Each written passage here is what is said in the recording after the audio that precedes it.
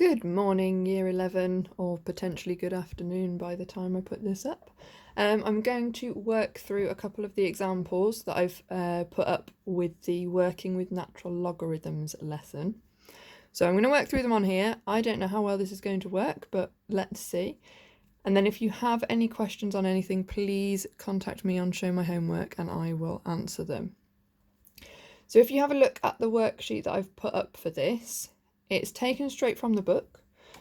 It is to do with natural logarithms. So we have been looking at logarithms where we have something like log base A of x equals b.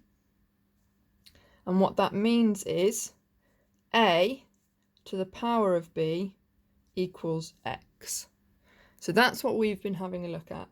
Natural logarithm is exactly the same, except that its base is e. So if we have log, written ln, that represents natural logarithm, of x, that's really the same as log base e of x. But you don't need to put that log base e of x into your calculator because you've already got this button here, ln of x, which does the same thing.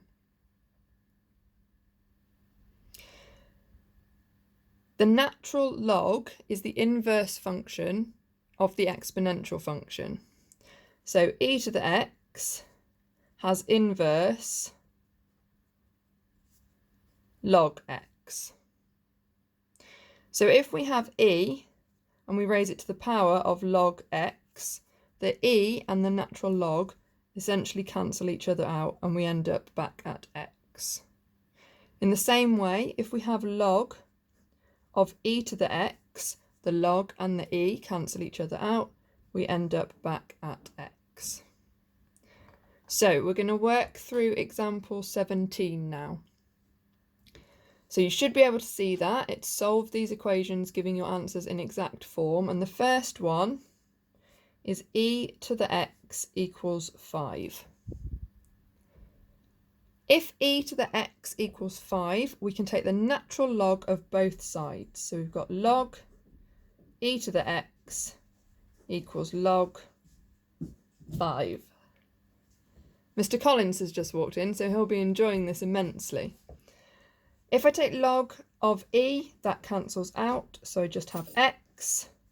So I know that x is log 5, and that is my exact form answer.